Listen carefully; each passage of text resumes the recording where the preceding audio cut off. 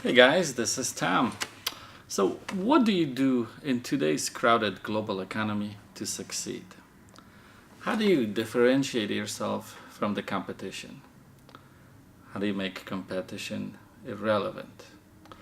With few exceptions, chances are you're not offering a product or service that isn't quite done by anyone else yet.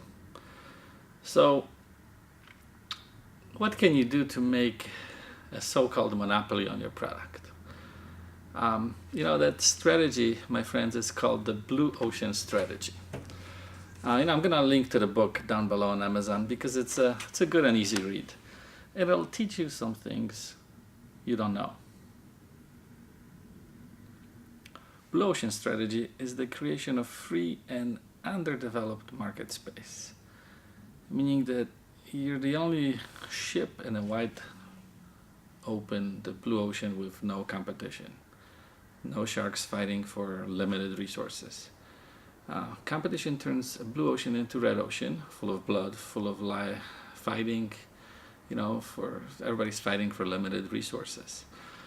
So blue ocean is a term used for creating new products and services or expanding on qualities of products so much that it creates a new, uncontested and unique propositions, making competition irrelevant.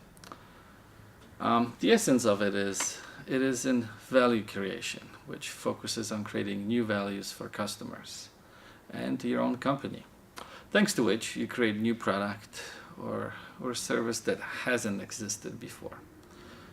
A company that uses blue ocean strategy is able to find their own differentiator in the market faster than other companies and create a separate category in which it doesn't have to compete. However, creating value for the buyer may not be enough to just stand out in the market. So if you only compete on value, you compete on price.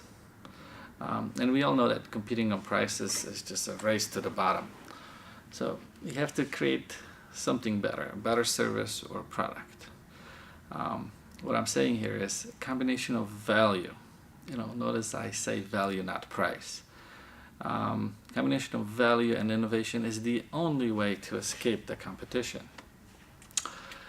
Capitalism is survival of the fittest, right?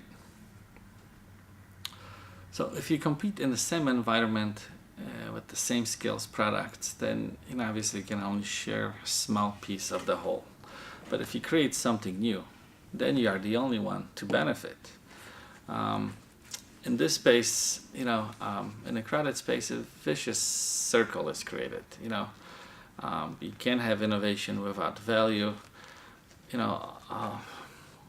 Without linking values for the buyer, the product may not be accepted on the market. That is why, often innovative ideas are reused successfully by companies.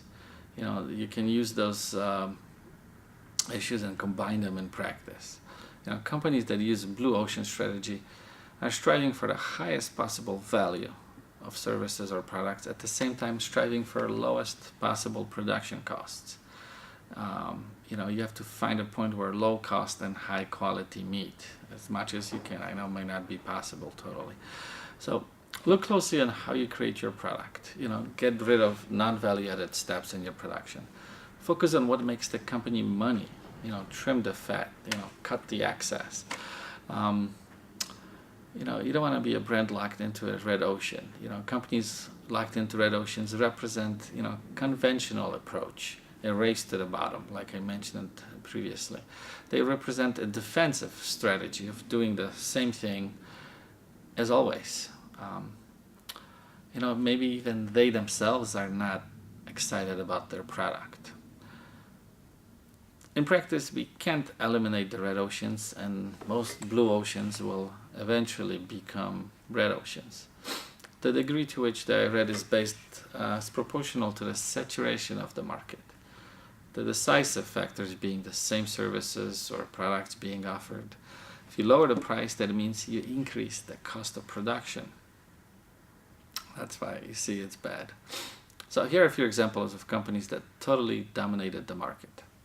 Everyone knows Apple, right? The iPhone, the iPad, people love their iPhones.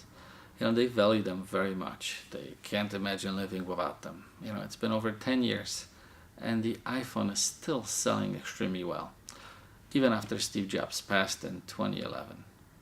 By buying an iPhone, you buy pride and belonging to an elite community. It's the cult that makes Apple perform so well. By offering products that are so different and yet simple to use.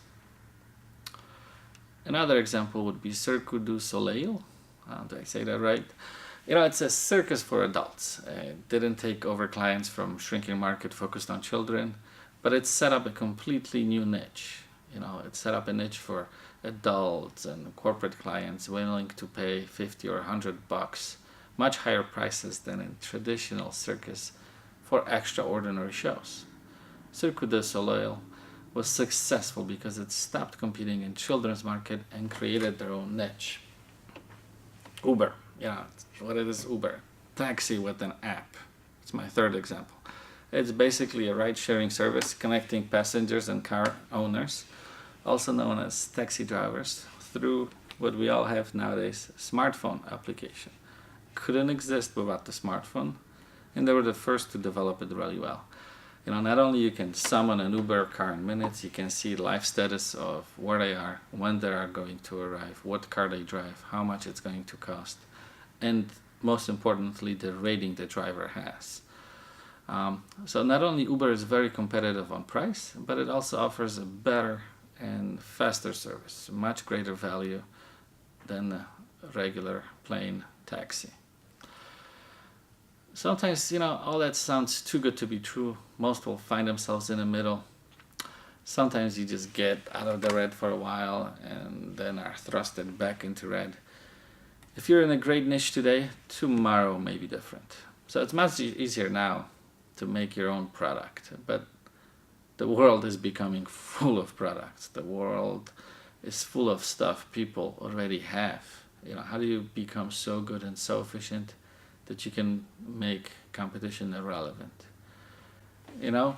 Just make competition irrelevant. Think of a new way of making your product.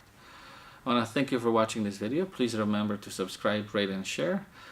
Thumbs up so I can create new, better videos for you. Okay?